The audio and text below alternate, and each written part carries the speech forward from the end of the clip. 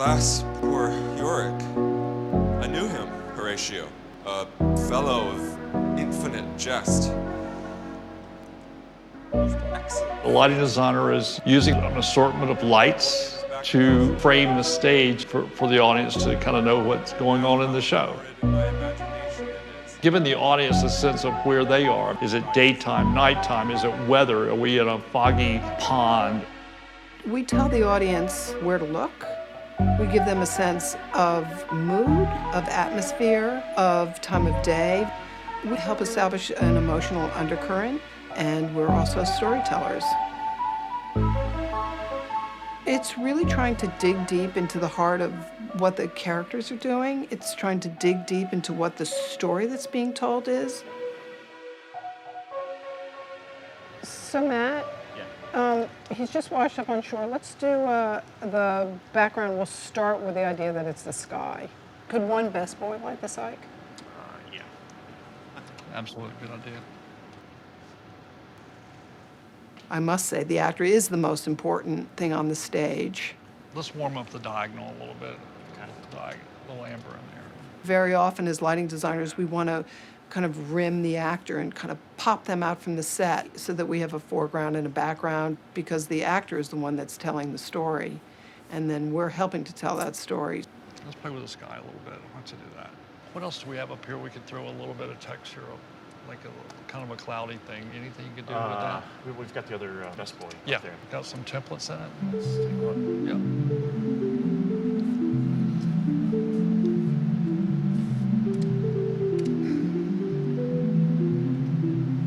What's great about that, Howell, is that it feels like reflected light hitting Sebastian. I think that's beautiful. Exactly. Actually, it's so beautiful. I wonder if we could get more of that. I see myself as a dual-fold lighting designer, half sculptor, half painter. I might be in ancient days going doot, doot, doot, doot, and I just cut away a little of the blue, and then you see how the costume looks, and it looks a little flat, so you take out one light and then put on another one, and all of a sudden the costume and the character becomes three-dimensional. And then behind them, there might be a background, and that is when I take out my paintbrush and put a little blue behind them. You know what I'd love to see, Howell and Matt, is it going from daytime to nighttime in 20 counts. Sure. So restore this as Q104, I guess. Yep. Okay. And then why don't you go back to Q100? Yeah, you got a 20 count on the next Q. Sculpting with light is really a major part of our job. Get a little more blue in there, that'd be great. Yeah. Especially the body. You know, the body needs to be sculpted from the side, you know, from the back. I want the audience to feel like they could hear the story being told. I pride myself in being able to light the story well, being able to really have the audience focus on where the action's taking place, and to be able to follow that thoroughly.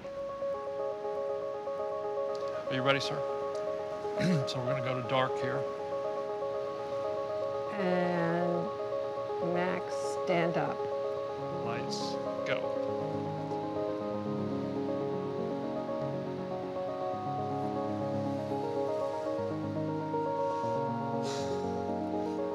This is the air.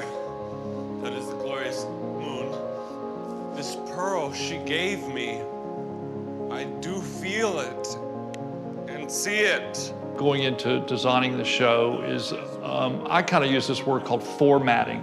And it's a process of hours and days and weeks with the director, set designer, costume designer, kind of formatting our way through the production.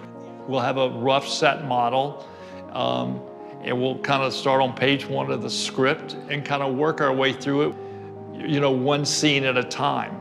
And where's this scene gonna be, and what scenery is gonna be in it, what part of the stage it's gonna be on, and how we transition from getting out of this scene into the fields of hay and things like that. Could you light down one more time, because we're going to need to, and then where you comfortably are able to get up and stand. Once I'm hired, I read the script, and I read the script without thinking about the light. the first time through so that I can just get a sense of what the script means to me. And then I read it again and I mark it up with thoughts about the lighting. But sometimes those thoughts are very simple thoughts, like what time of day is it? Where does it take place? And the next step is very often meeting with the director and talking about the director's feelings about the piece. Because I do believe strongly that my job is really to help the director with the director's vision. The director is very specific about what he's going to want in this certain scene. You know, whether the scene's in a kitchen or in a basement, or how he feels about how it should be lit, whether it's just a little light coming through the window and, you know, it's a very dark and gloomy scene with just one lamp over the table. That's a chemistry to me. That kind of tells me as a designer how to layer into his vision of the scene. Good. Thank you. Good job. One of the biggest challenges is making sure that we're able to get lights where we want them, because if we don't, we really can't make the show look good. Another challenge is that everybody else who's working on the project, the set designer, the costume designer, the choreographer, they all have done their work beforehand. So the choreographer has done the work in the rehearsal hall, the director's done the work in the rehearsal hall. When we walk into the theater, we are the only ones who sit down with a completely blank white piece of paper, a completely empty, nothing is done yet. All the lighting equipment, the cabling, the dimmers, all the headsets. I mean, it's really down to the ironing boards. There's, you know, I mean, everything has to go in for a production.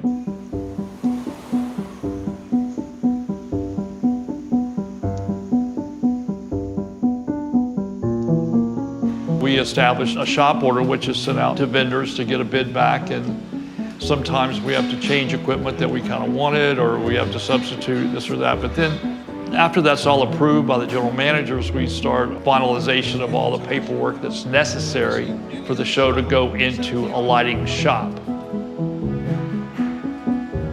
That's where the electricians take our paperwork and they get all the equipment that's on the plot and they mount it. The entire package is rented.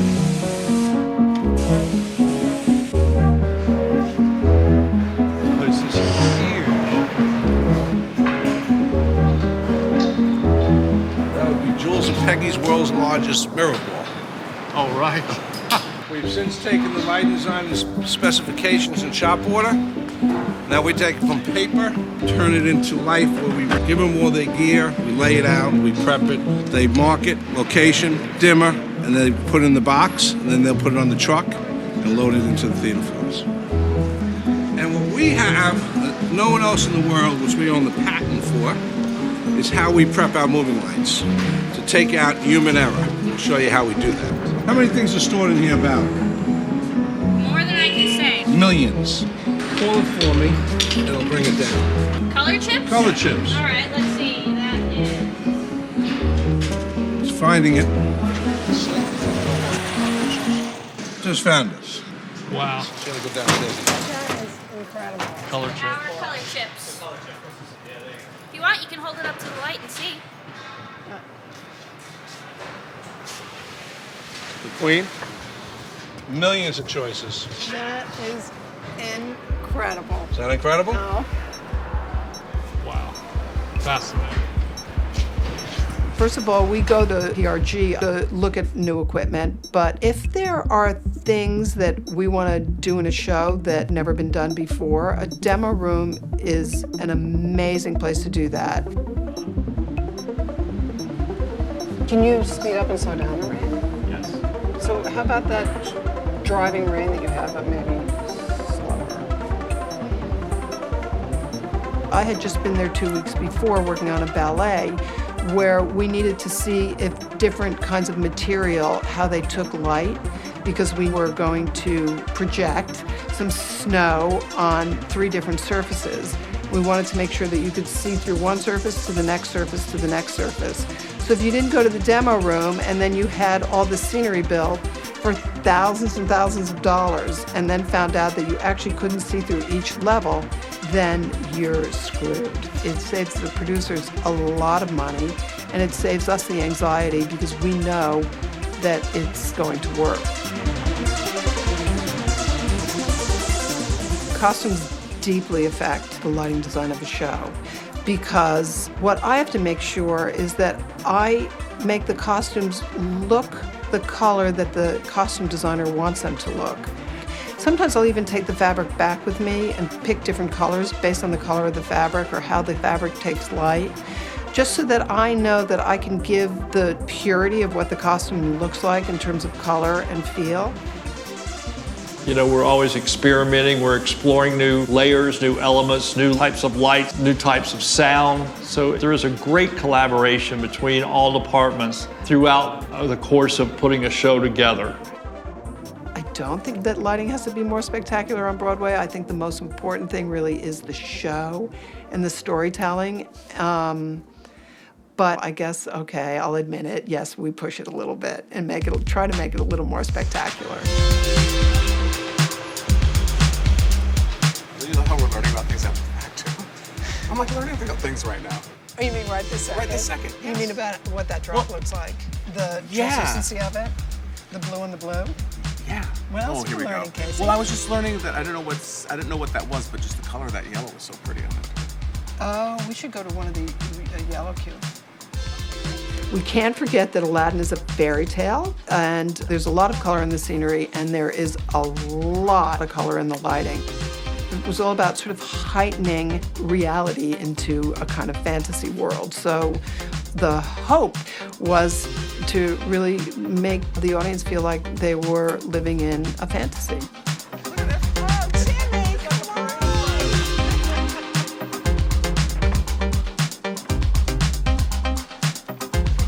There is something about the adrenaline of working on Broadway because money is so tight, then you have to work quickly and fast and hard, and it's almost like working out. It's almost like playing a sport.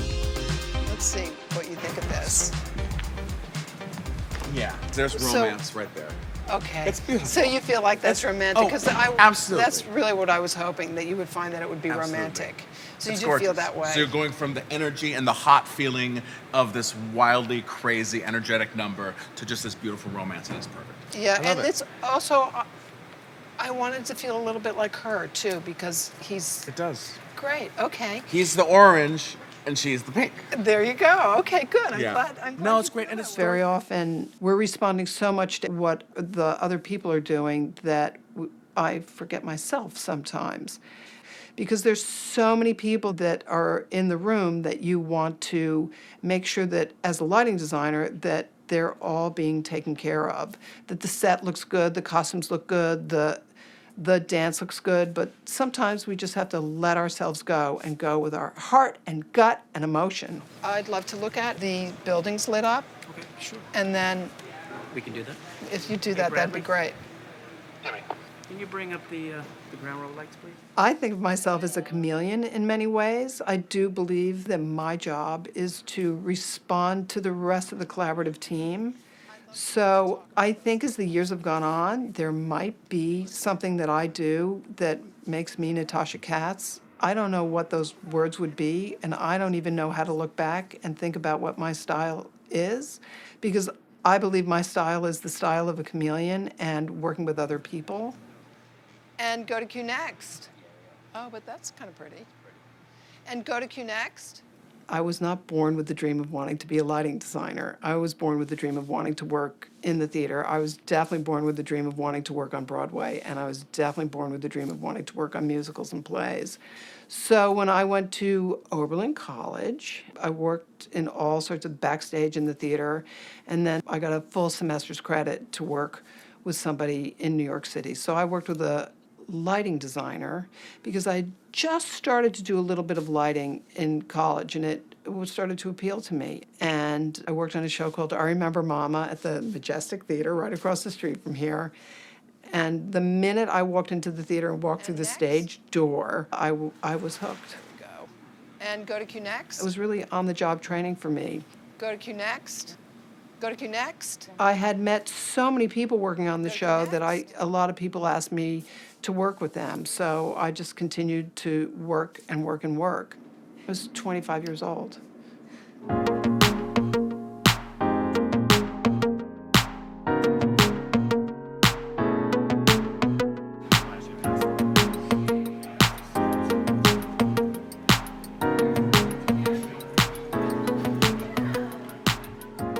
grew up in North Carolina, and at a young age, I began working at the Roadhouse, where all the road shows would come in. And I took a big interest in just watching how all the lighting packages came off the trucks and were set up in the theater. And just as a young kid, I was like 10, 11 years old, and this was very fascinating to me, how this lighting package could just come off a truck and get set up, and then the performers would come in that afternoon and a show that night. And then we took it all down, packed it on the truck, and they left, and we were back to bare theaters. I've been told that people say that Howell Binkley has a signature in his lighting. The more I'm thinking about it, I think I do kind of light things that have a Binkley signature to it. I kind of use a high side angle that I find myself using in a lot of shows, and it's a sculpting technique which works very well for me. You see how this changes colors too? Go. Hamilton A, B, check 1, 2, 1, 2, 1, 2. Go. Hamilton A, B, check 1, 2, 1, 2, 1, 2, check 1, 2, 3. It's a simple set, you know, and here we have a whole entire show done on this one set. It's not like a lot of drops flying in and out, you know, it's just one area. And my job in this show is really to dissect this whole show, to really frame it in a way that there's many locations throughout the course of the 50 songs that are in the show. Each song kind of has a new location, a new time of day, a different feel, whether it's this song is a memory song from the actor to convey to the audience what's going on during the lyrics of the song. In our transfer from off-Broadway up to Broadway for Hamilton, the major change that I had to do was that off-Broadway, the ceiling from the stage floor to the grid was only like 16 feet. And moving to Broadway, we had 28 feet. And so that meant that I had to change lighting fixtures. We had to incorporate some fixtures into the move that weren't really a theatrical lighting fixture. They were more kind of a rock and roll light that I knew that was kind of like the only source that was going to work for the show. I think the success of the show is just from how different the show actually is. It's a historical show, and it's really you know, depicting our history. And I just think the technique of the show is quite different, and it was just generating a new type of theater. It's introducing that to the audiences. You keep going through some temples. The technology has changed lighting over the last 20 years incredibly. A lot of the old conventional units were a fixed unit. It would just, you hung it and it focused, and it really had one job. You know, it would take, you know, 100 fixed lights to do what one automated lighting fixture can do now. A huge change was moving lights, where you don't have to get up on a ladder to focus the light. We call them moving light programmers, and we say to them, I'd like a blue light on that piece of scenery, and it's done remotely through a computer. In the old days, when I started, you had to roll a ladder out, you had to go to the light, you had to move the light, you had to put a gel in the light. If you wanted a new color, you had to get the ladder out, roll it out, go back up the ladder, change the color of the light, which would take time in the middle of rehearsal and time in the morning. And now we don't have to do that anymore because we have these lights that are remote controlled. That's an enormous change in our business. I'm going to just bring it where we were to the front house. So let's just go back where we were on stage.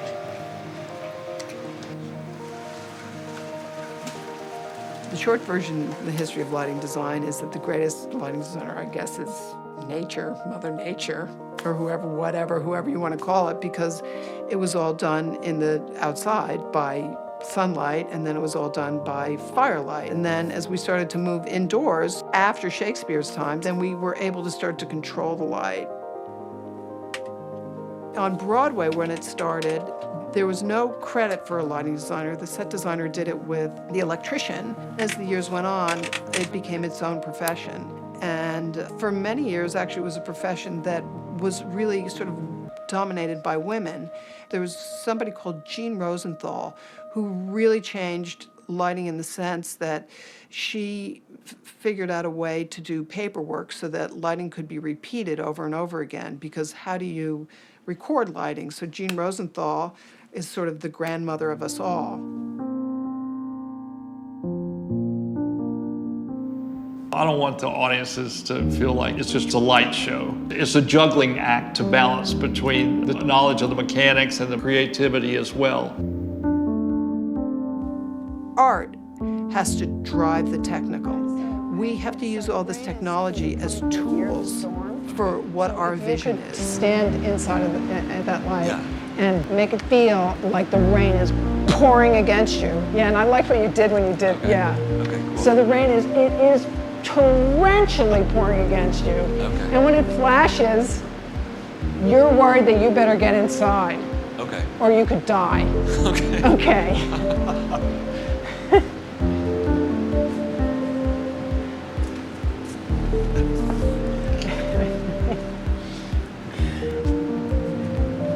Okay, and go for it. Start running. And hit it. Oh, now move forward and go stage right a little bit. You're going against the wind. It pushes you back stage left. Oh my God. But your daughter is waiting for you, but the wind pushes you back away from her. So far back stage left, you're never gonna see her again. You're never gonna see her. Now go get her stage right. Go, go, go. Nice. Fantastic.